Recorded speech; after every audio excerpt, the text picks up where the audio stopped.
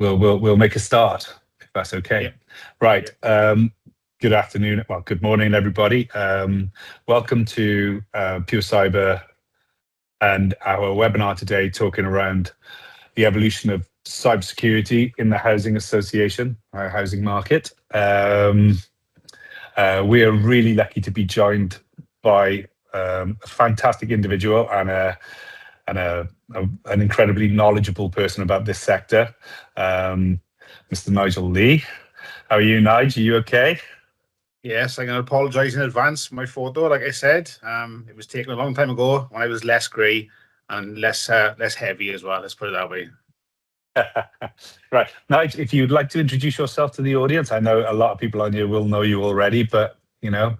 Yeah, so I'm Nigel Lee. I'm the head of IT and procurement at Cardiff Community Housing. I've been at Cardiff Community Housing for just over 6 years now, but I've actually been in the housing sector for 25 years. I know I don't look that old, but I've been in the sector for 25 years.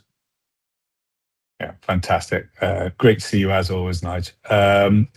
For those who don't know, my name is Damon Rands. I am the CEO and founder of PureCyber, an organization that's been, well, we're coming up to celebrating our 10th year this year, and we're built to assist organizations understand and defend against cyber risk. We, as Nigel will attest, we work. Well, we spend a lot of time working with housing associations, and we understand this sector and the unique risks that it faces. So it's brilliant to have this conversation today and to discuss it. In fact, as I move to the first slide, Nigel, it was only in September that we had a roundtable here with a huge amount of housing associations present. You know, there's something that you're a big part of. If you'd like to really talk about that really quickly. Yeah, so we're part of the Always IT network. So there's a collection of us from in Wales in the housing sector. So we all meet up on a quarterly basis normally, come together as well. So obviously we met at your offices was it that long ago? It was September, yeah. Wow. It was September. Last September, really well attended event. I think a lot of people got a lot of out of it as well. I think seeing your SOC team was really beneficial, and actually sitting in the SOC room as well. But also, it was a really good, well-attended event. Like I said, I think everyone enjoyed it, and hopefully do more in the future. Yeah, it's brilliant to see, because as a sector, it's really collegiate, isn't it? You all, you know, there is a information sharing, because it's something because as we are an organisation that spans several sectors, it's not something that we always see. So it's really brilliant when you do see it, and it just makes for a better sort of collaborative working environment with everybody, right? It does, and because we're not in competition with each other as well, I think that allows for more the sharing and the real life experiences and everything really, and just to reach out as well. We have sort of Teams channel which we all can talk on and ask for advice and different things as well, and everyone's really engaging. So it's a really good sort of group to be part of. Yeah, absolutely amazing. So if we talk around sort of the threat landscape, specifically for the housing association, it's a really good question to ask, I think, of what are actually, why are housing associations targeting, and what are cyber criminals really after? And I think I'll frame this first and we can talk around them. I think really they're quite unique housing associations, because there are three things that cyber criminals really, really like. One is leverage, two is money, and three is access, right? So quite often you'll have access. What I mean by that is the ability to use that business as a gateway to another organization. So a brilliant example is Fazio Mechanical. Back in 2010, they were used as a gateway to access and to take down Target. So that, those things happen quite a lot. Then money, well, that's obvious. The ransomware attack. Although it's not so much they're after credit cards and money these days, it's more the value of data is the key thing. But money is a real driver for those guys. And leverage, the ability to apply pressure to an organization to pay a ransom, because without it, they can't deliver their services. So if you think NHS and other organizations, well, so that's the three areas that cyber criminals really concentrate on. But unfortunately for housing associations, you are all three apply to you, right? So leverage, if you can't use your computer systems and everything is down, Nige, what does that mean for your tenants and as your organization? Well, it's massive, isn't it? Because we Yeah. can't, we can't do the day-to-day activities. We can't, report the repairs, do the repairs. We can't take the payments, the rent payments. We can't deal with any antisocial behaviour. It's such a broad field. We can't support our communities, and you're right. We hope it's the data side of it as well, but it's stopping us from accessing our data as well, and that's key. Like I said, we could, it'd be going back to pen and paper, and how long can that last as well, I suppose, and so it's massive, Damon. Yeah, no, completely right. And you are, like you said, outages of so not being able to repair, I suppose even house people, right? That would stop to a certain extent. It would, everything would stop. We are so reliant as the world is on technology, to do our day-to-day activities as well. It'd be massive. Yeah, we couldn't pay our suppliers.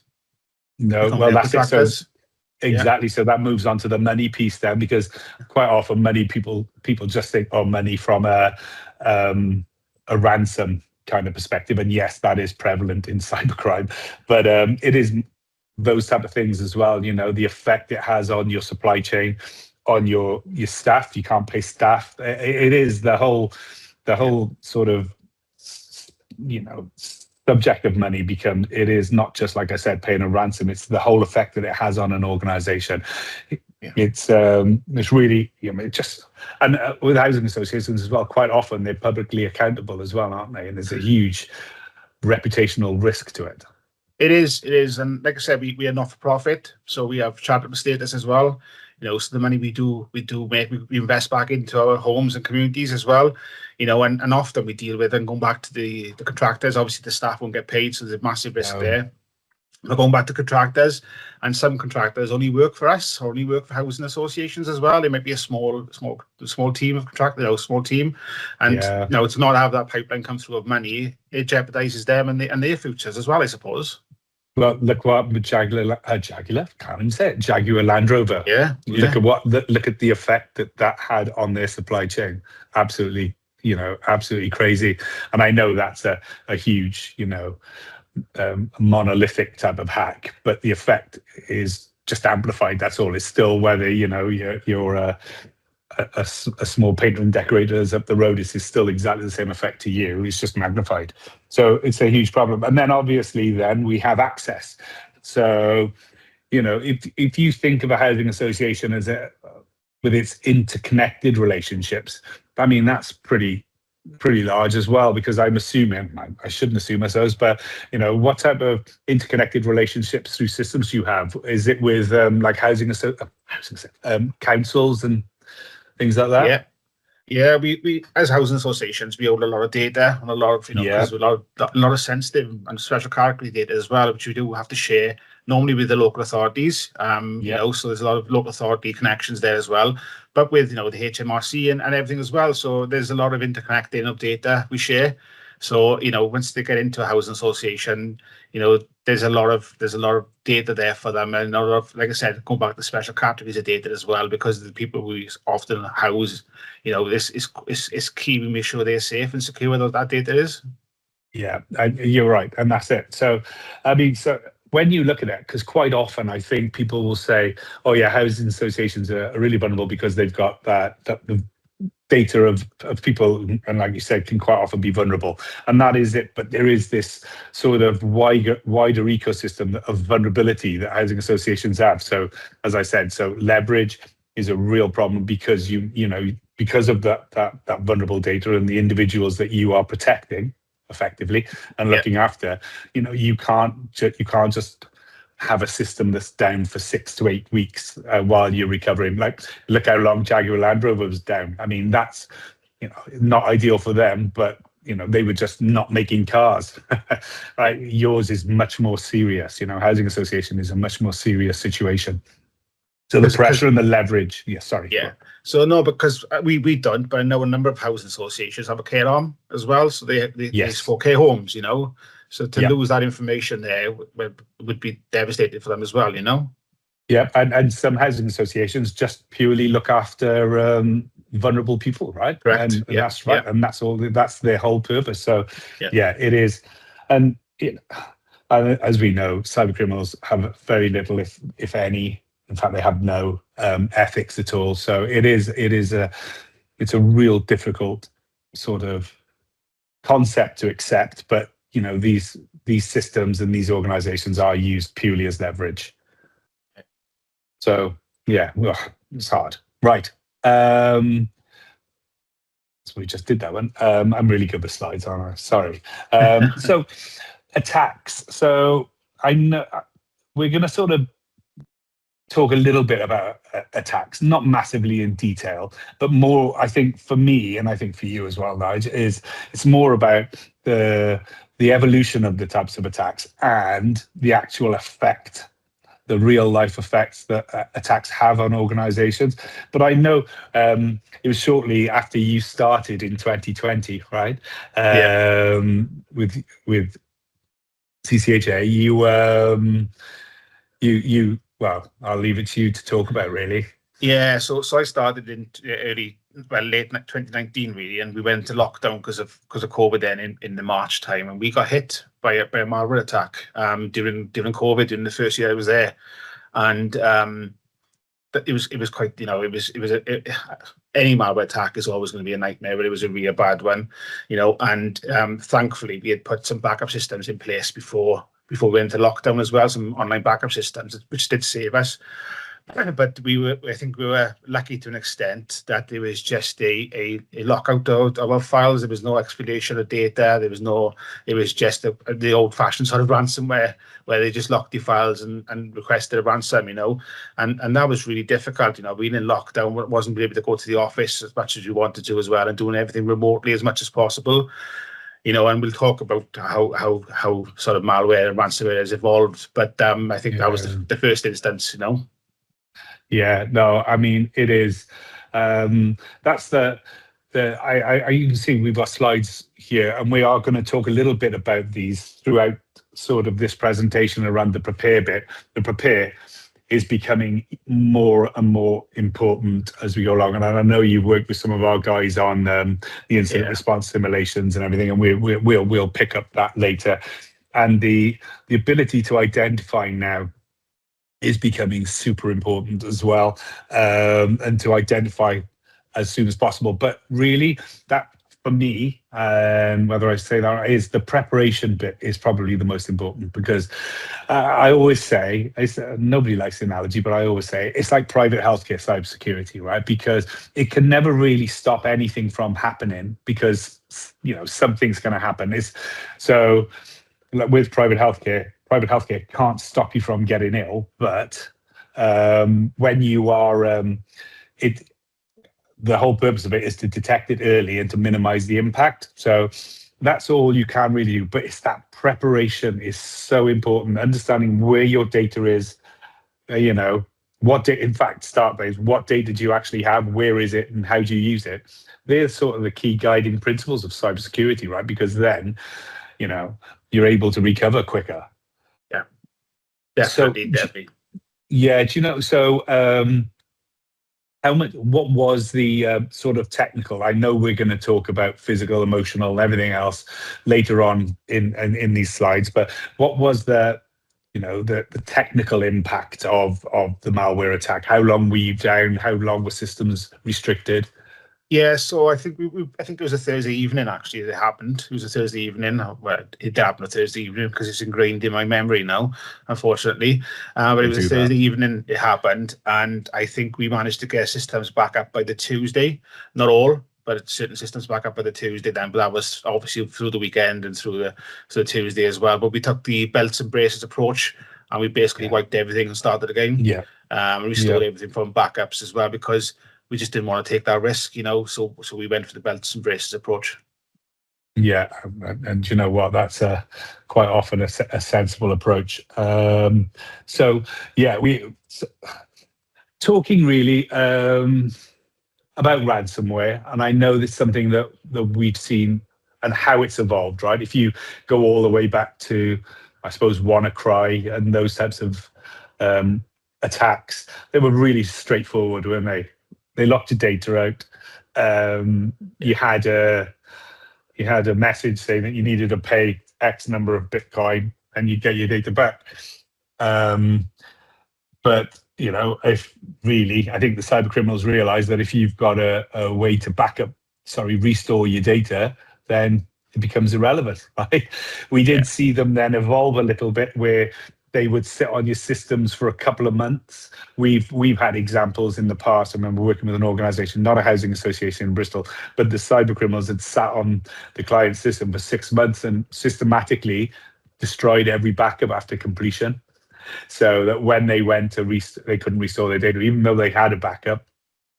They couldn't restore anything because they'd all been corrupted. So there was like clunky technical attempts to sort of stop that from happening. But I mean, you've seen. Feel free to talk about the sort of the evolution of ransomware as you see it. Yeah. So obviously, and I think we always felt that housing associations would be sort of excluded from it, but like you said, there's no morals with these guys, and the good stuff we do doesn't really matter, even though we're charitable status, doesn't really matter to them. It really doesn't matter.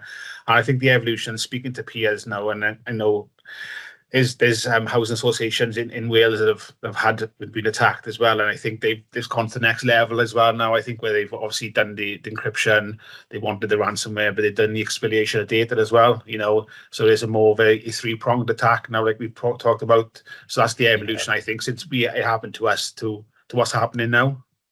Yeah, and this evolution's been going on for quite a while. So you're right; it's almost like a double jeopardy. You either pay the ransom or you pay us, otherwise we'll expose your data online. And again, for housing associations with vulnerable, sensitive data, in that sense, nobody wants that. It's an absolute nightmare. But I think, like I said, it's been evolving for a while, and I would urge everybody. Again, it's not a housing association case, but it's an example of a really nasty ransomware attack. It was a psychotherapy organization in Finland called Vastamo.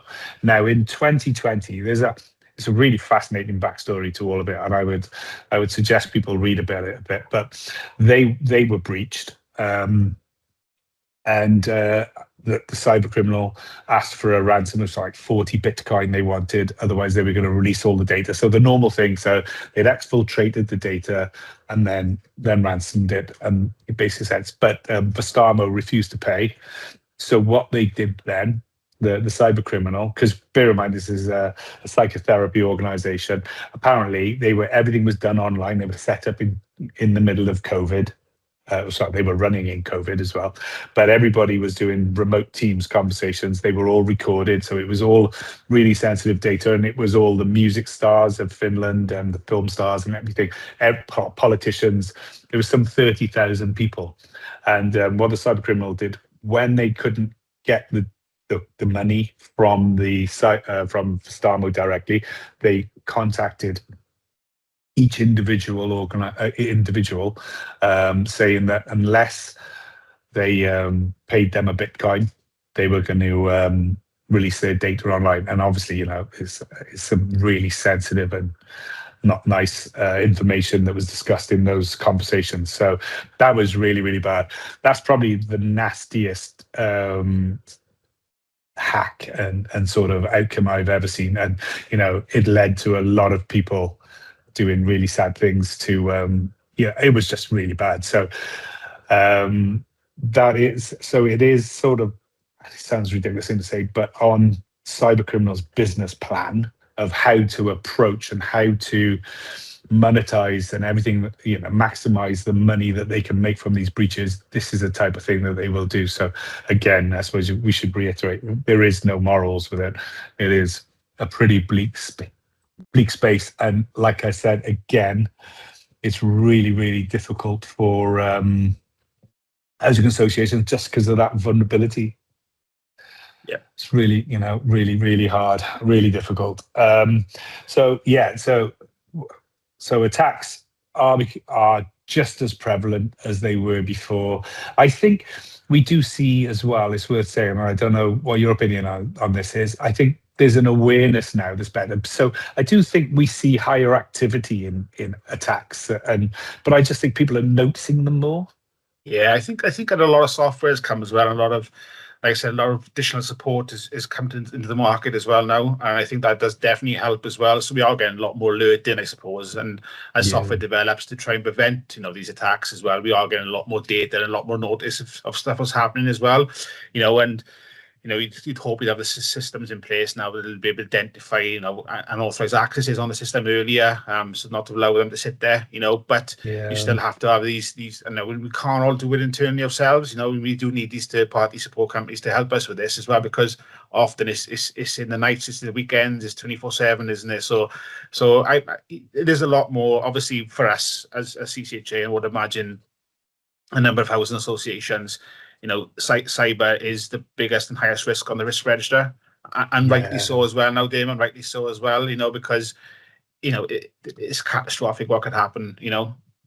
Yeah, so impactful, and you're right. And I think there's a real again. This is why we really enjoy working in the housing association sector as well, is because I think there's a real maturity when it comes to cybersecurity, and we will talk about the board and other bits and pieces later. But there's that maturity because there's a lot of organizations, especially in other sectors, that are still going through that. We need tools, and they're buying tools just, nobody looks at the screens, nobody looks at the dashboards, but I got a tool, so we're all right. And I think lots of organizations have been through that, but I think the housing association, especially now, is looking for sort of that human element, that understanding that sort of wraps around the tools. It's brilliant. Yes, I've got a tool for this, but there's no communication, there's no partnership between the organization, so the supplier of that tool and the housing association. There's no business understanding of what, the needs and the importance of the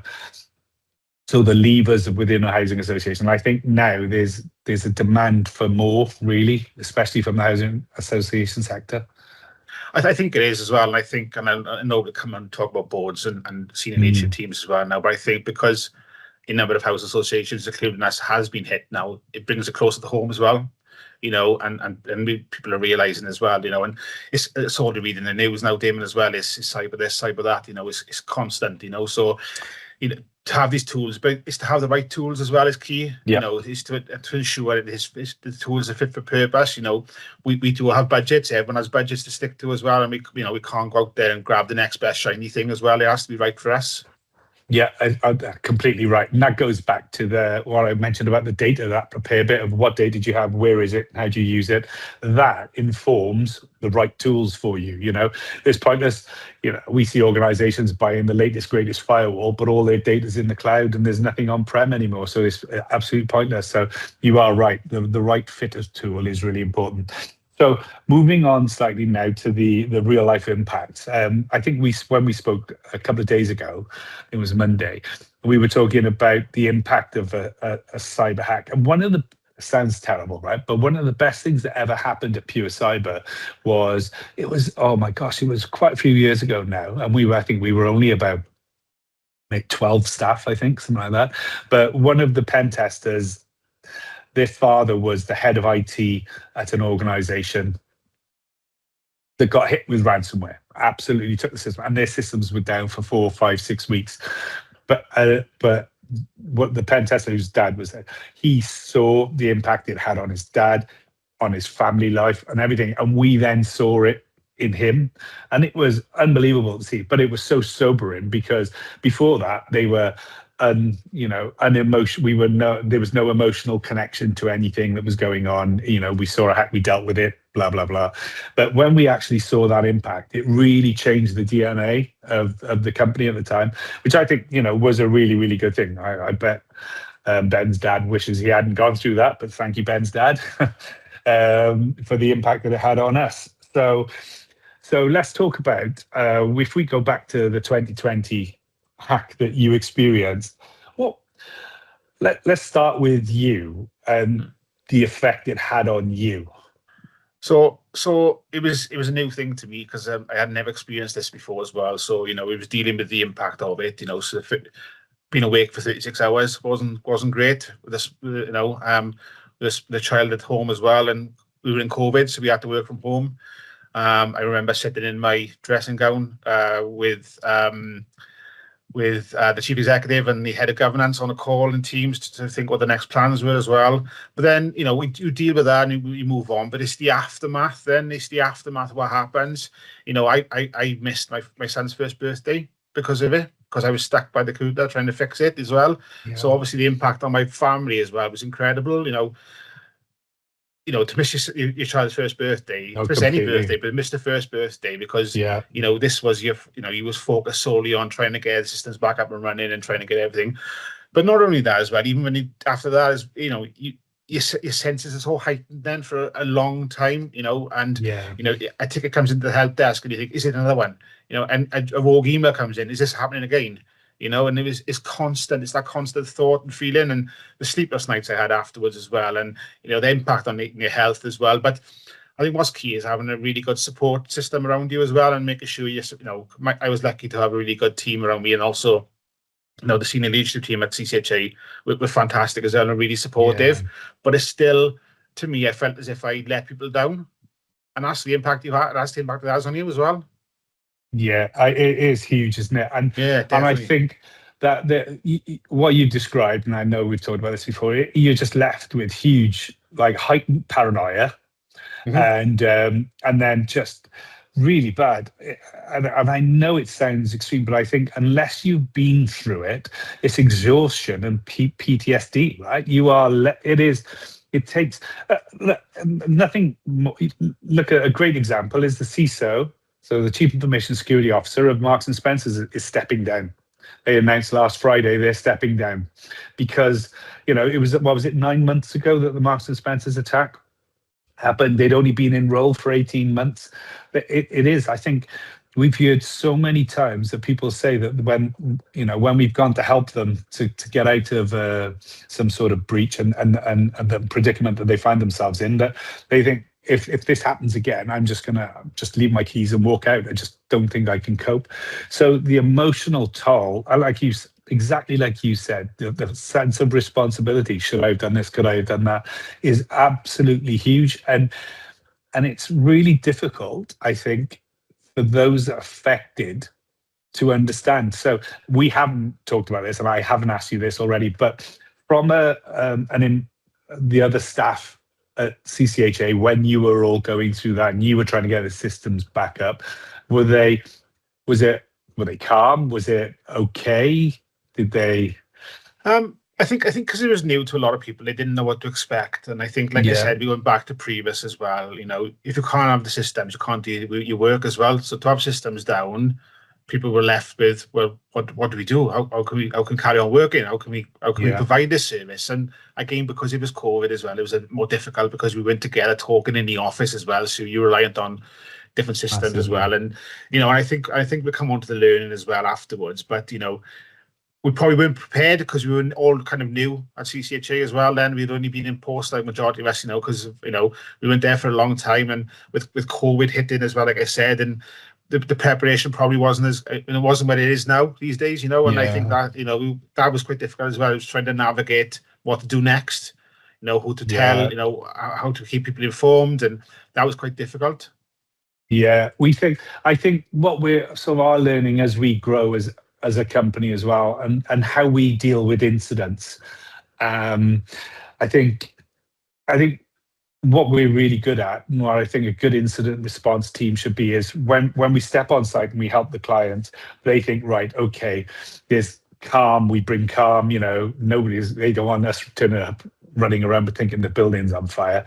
So we're calm and we're able to take, and you can see the stress lift from the guys trying to fix it, because we just bring a sense of process and calm because we've been through these things before. One of the things we're trying to, I think, expand on, though, is for the rest of the company, because the rest of the company, all they want to do is their job. You got a maintenance department, they can't do anything, and they get frustrated, they get angry. What we're trying to explain and make sure people understand is, no, there's people working almost 24/7 here, right? Trying to get your systems back up and running. These, cyber criminals have done something that has meant that these systems are down. We can do lessons learned after, we can unpick of what's gone on, but at this moment in time, there's these human beings trying to sort stuff out. I think that is such a message that is not, what is underplayed completely, because the individuals, okay, they want to get this system, they want to get access, but they've got to realize that there's real people who are really stressed right now. And I think that message misses out.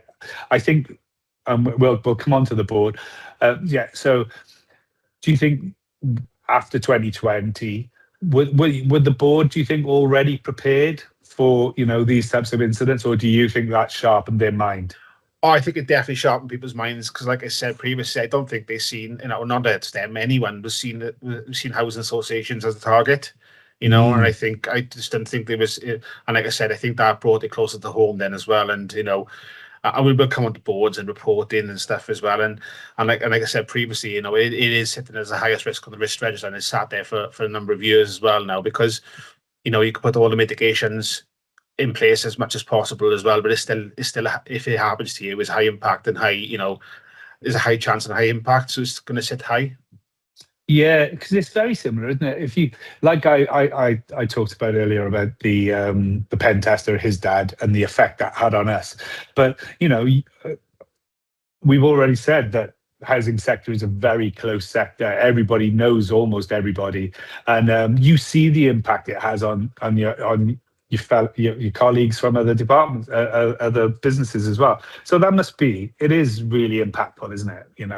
It's massive as well, and I know colleagues in the sector have gone through it all, and that's all you can do is try and support them as well as much as you can, offer that support, and but they're knee deep in getting their systems back up and running as well, so for me, it's you go into sort of action mode, I suppose, and you work with these third parties and you try and get everything back up and running, and it's afterwards then you feel the impact a bit more, and it's afterwards that we discussed as well. That's when you start feeling the more the impact then, when things are calmed down slightly as well, but that's when you feel it more then as well, and that's where I think the support needs to come in more then as well. Yeah, so not specifically speaking about your organisation, but what do you think resonates with the board? Now, with boards in the housing association sector. Now, I understand that they understand the risk and is high on the risk register.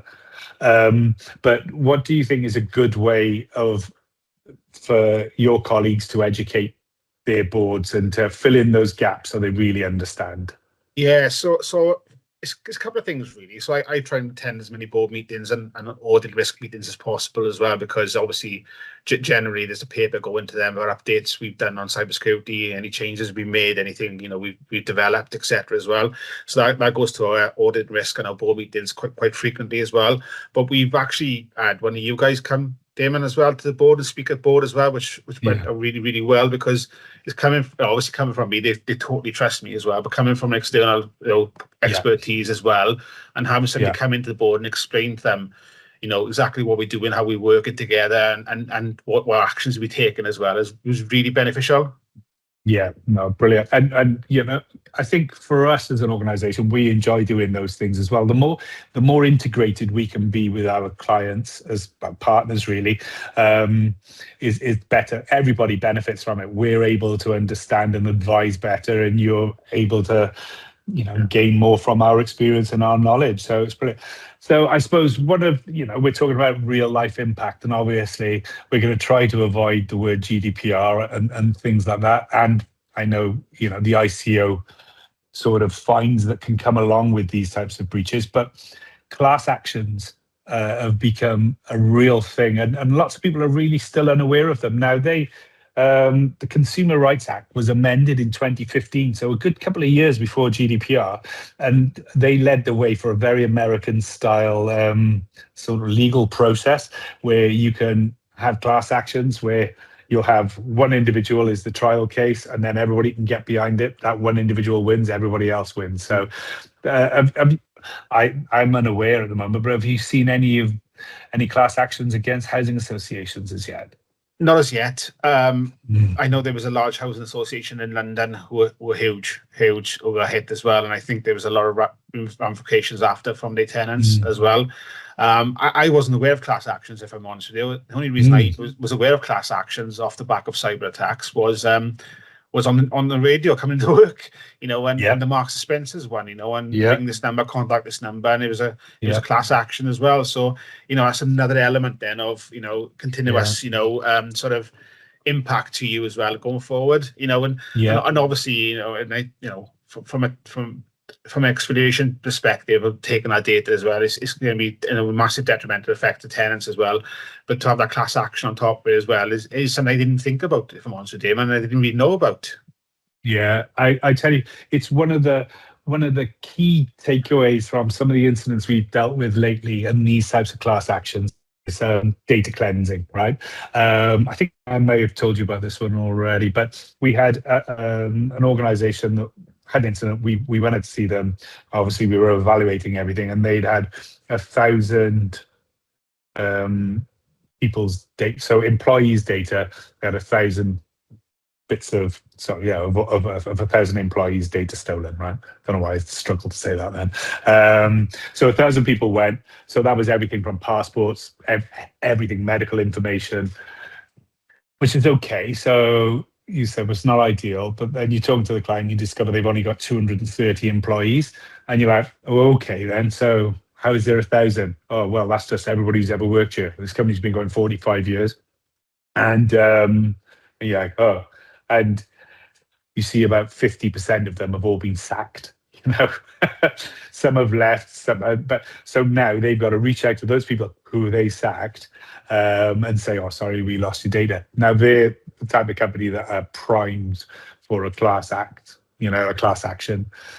So that data cleansing to make sure you've only got the relevant data, active data and data that you have to legally keep for a set period of time. So it's so important. Again, it's that prepare piece, that making sure you got the right data. Yeah. Absolute nightmare. So I think we're going to move on to sort of the three main recurring issues that you have to deal with, Nige. So if you can remember those, the first one. So from a housing association point of view, when we spoke a couple of days ago, in fact, it was a couple of weeks ago as well, you were talking about there's three main recurring issues. The first one being staff.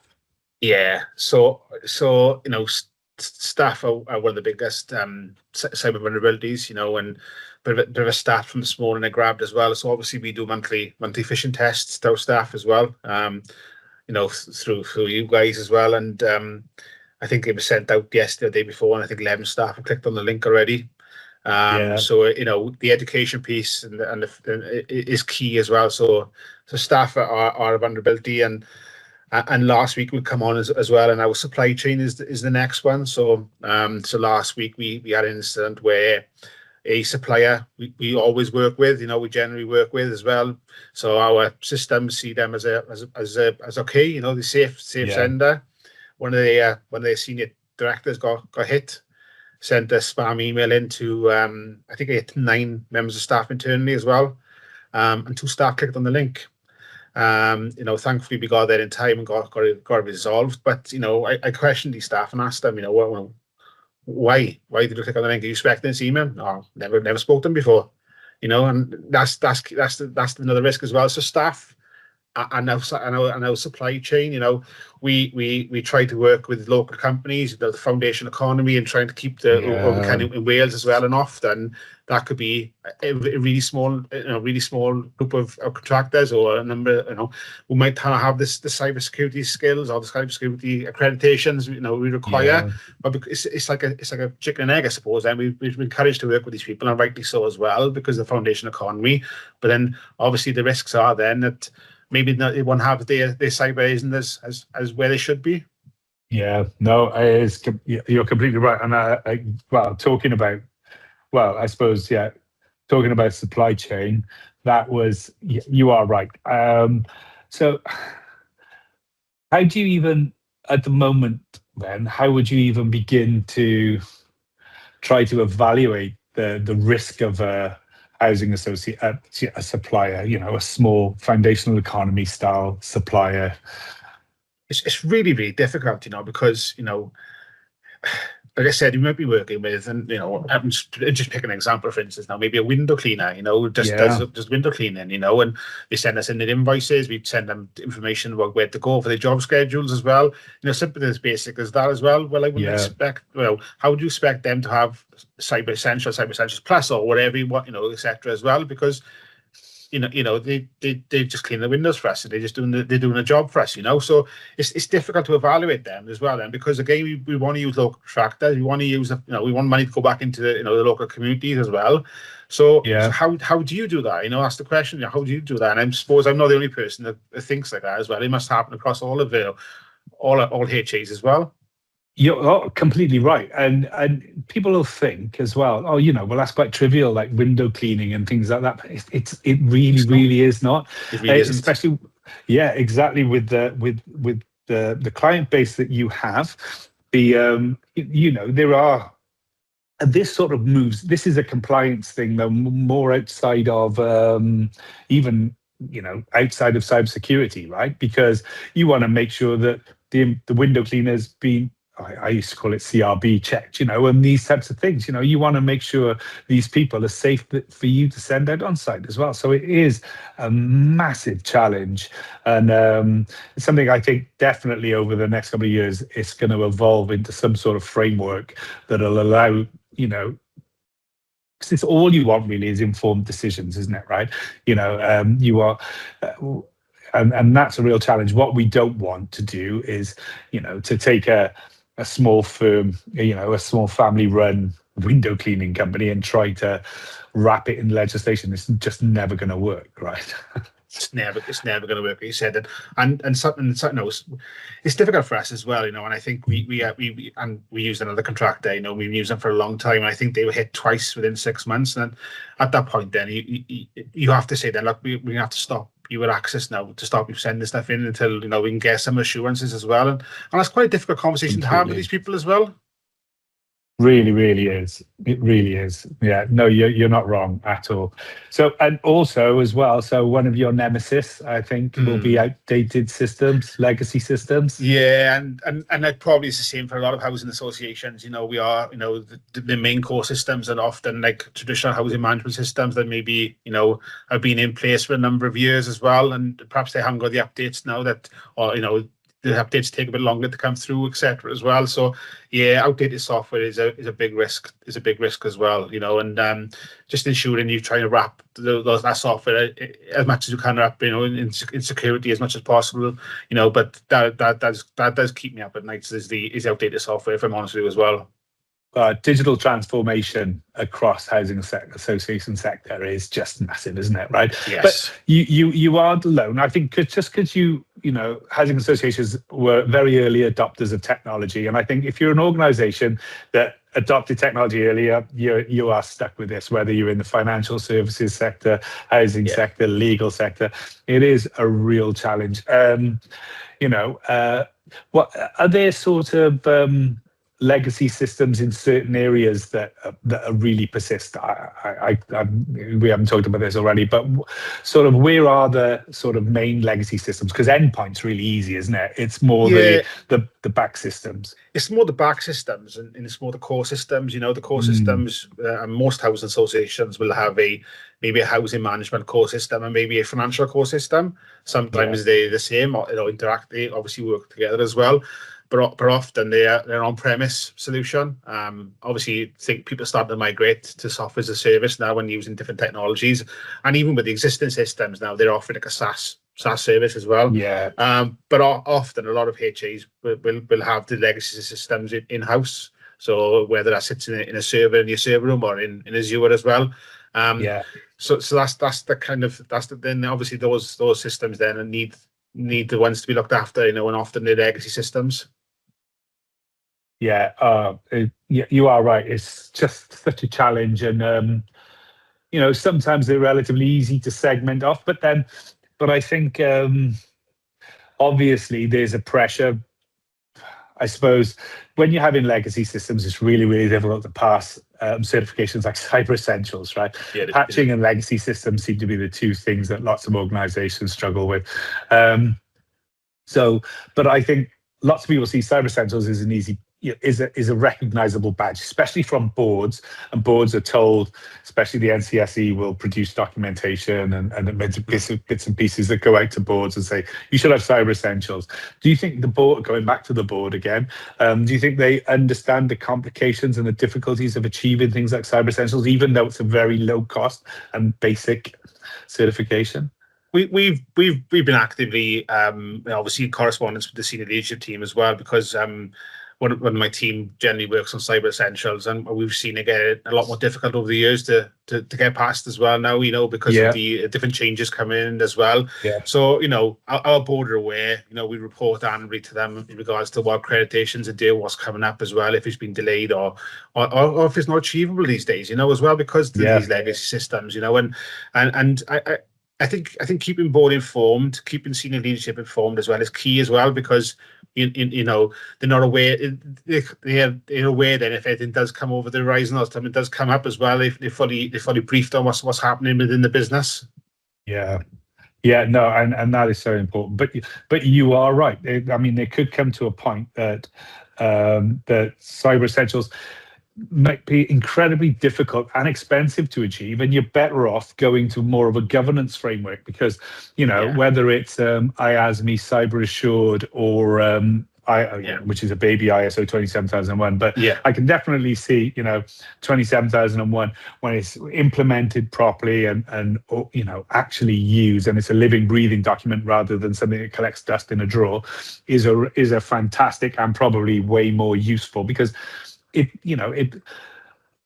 all certification should be really is a recognizing and understanding of risk, right? No one could, and CCHA's acceptance at risk at board level might be completely different to another housing association, but that's fine, because that risk has been assessed and appetite for risk can vary, right? Exactly. So exactly. It's really, really important that. So, sort of moving on to what's high on Mr. Lee's list then for 2026, when it on the horizon when it comes to cyber.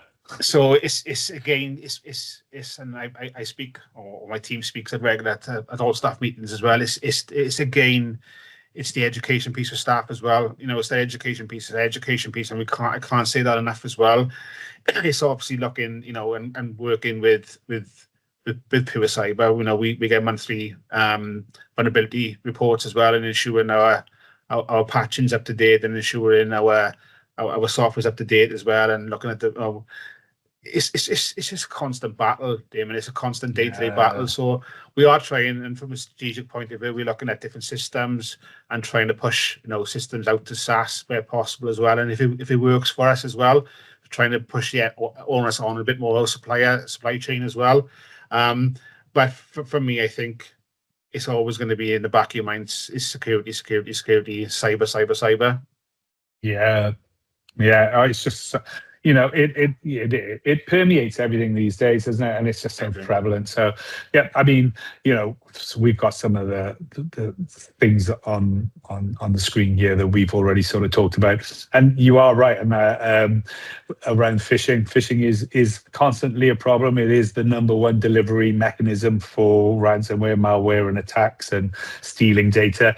I think we've done, in the last 3 months, we've sent 4,000 phishing test emails, I say test, to our housing association clients. And I think we sit on a pretty standard regular 8% a click in. Yeah. So we're getting data and information from 8%, which is, and you'll be amazed as we separate against all the different organizations that we look after, it's pretty standard, it sits around that 8%. There's, we'll get some who are just a little bit low and others a bit higher, but it's pretty consistent, which is really interesting. And how you deal with that.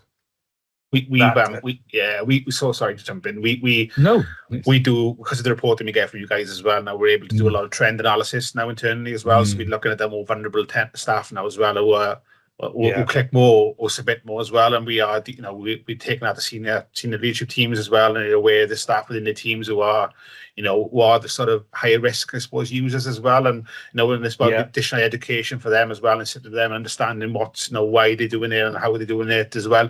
And that's key. Again, go back to the education piece. Yeah, completely. So for some customers, we do something, right, that if they have persistent clickers, then they have to come sit in the boardroom here at our offices for an hour and a half, and we call it the naughty step with Tom. So, Tom Evans. And they have to sit for an hour and a half, and he'll take them through why it's really, why they shouldn't be clicking and giving information. It's painful. That's a thought. That's an idea for us now. Yeah, exactly. No, it works really, really well. It works. Yeah, well, I don't think anybody comes back because they enjoy it. Should we say it's like the driver awareness courses, right? It's basically that. It is as much fun as that. So I suppose something on the horizon, which you're sort of getting dragged into, is going to be the Resilience Act that was announced in November last year, had its second reading on January the 6th, and is now going for royal assent in the next couple of months. While not directly focused on you guys, you do get pulled into it. We think so as well. Yeah, and like I said, it's process now. We've talked about this. Like, I go back to the Welsh user group as well. We've talked about this a number of times, the Welsh user group as well, and it's not the most interesting of subjects, put it that way, to discuss as well. But we do feel, we do feel that we are going to be pulled into this as well. So it's ensuring collectively, because I think collectively is the best approach for this going forward as well. Is collectively how as housing associations we are able to deal with this new act as well, and this new resilience bill. And that's going to be another challenge, I suppose, for 2026. You talk about challenges for 2026. I think this is going to be another challenge for 2026 as well. Yeah, I definitely think so. I think, and it's going to be one of the interesting things, because I was talking to John, who heads up our governance department division, and he's talking about that they're looking at it being retrospective as well. So if the act comes in and then something happens, you have an incident, it just gives more, it's just more reliance on the organizations to have everything in order and in place like they should do. So I think it's going to be a real challenge. I think it's going to be really, really interesting over the next 12 months. The two readings so far, they haven't looked to water down the bill in any way.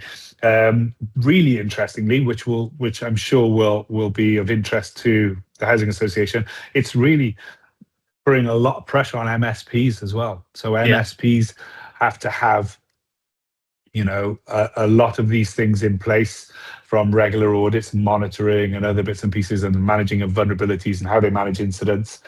Very interesting. I think, I'm all for that. And we do a lot of work with MSPs, and we have a really great channel partnership with a lot of good MSPs. So it'll be interesting to see how that goes. I'm all for making sure MSPs do their jobs properly. So that's it. Yes. And I think where you get dragged into the CSR is around they part of public service delivery, heavily dependent on regulated suppliers, and holding personal sensitive data and embedded with local government, right? Is there I suppose I should ask, is there a huge sort of integration with local authorities in housing associations? Yeah, definitely. Yeah, we work closely with that, because our local authorities, Cardiff, we only work in Cardiff. I know a number of housing associations throughout Wales maybe work across multiple authorities as well. But we know we get past information regarding waiting lists, tenant waiting lists from Cardiff Council as well. So there's data passed there as well. But we work on developing our properties, building new homes, and different things as well. So there's a close working relationship with local authority and Cardiff Council as well. And similarly, I would imagine across the whole of Wales as well, with different housing associations. Yeah, and what I think one of the things the bill is trying to really push, that's always been tried, even with ISO 27001 and others, is to push the responsibility up. It's not cybersecurity is a business risk, as you guys know, but quite often it can get stuck with the IT manager. And doesn't get passed in other sectors. It'll be reassuring for the housing sector association, so housing association sector, that it is emphasizing that it's a board responsibility. It's a business critical vulnerability, but risk that needs to be addressed, which is really good. So, so I think talking about what we can do, of how we deal with these things as well, very quickly. I think incident response is something that you guys have started addressing. I think that's becoming more sophisticated, isn't it? Actually testing the plans. It's playbooks. Yeah, get your playbooks in. Get your incident response plans in, like you said. Get the playbooks in. We had John from your office come and done a scenario based assessment with us last year now, which was really eye opening and interesting as well. And a lot of sort of action plans off the back of that, a lot of learnings as well. So that's key as well. I would highly recommend having something like that done, on a desktop exercise done to see see how people react as well. But yeah, put the playbooks in place, get your disaster recovery plans in place, get your BCP group ready to go. I think that's key. It's all about preparation now, isn't it? I think that's how it's evolved for us as well from 2020 to where we are now. I completely agree. And you have to have a framework in place to build upon. You can't just have nothing and then try to run incident simulations. Now, I've just realized, I don't know where the last 10 minutes went, but we're very close to the end of our conversation, Nigel. I said to you, Damon, I wonder if it'll last 30 minutes. I know. It always happens. It takes me off, and I would say hello sometimes. So, right, I've got a few final words I'm going to say, but Nigel, over to you first. To the people listening, I think, what would your key takeaway be about cybersecurity in the next year? I suppose it's, like I say, being prepared. And unfortunately, it's a matter of when, not if. Now these days, isn't it? And I hate saying that, but it is a matter of when, not if. Be as prepared as possible, put as much mitigation in as possible. Appreciate budgets are really tight, and it's easy to say that, but budgets are tight as well. And education for staff really more than anything as well. And the supply chain is a bit more difficult, but I'm sure there's something down the line regards to supply chains and the foundation economy we can come on to further on the line maybe. But it's preparing and educating. That's what I think. Yeah, no, that's absolutely fantastic. And Nigel, thank you so much for giving up your time today. We really, really appreciate it. I should say that we all of us will be at the Housing Innovation Show in Birmingham next week at the ICC from the 4th and the 5th of February.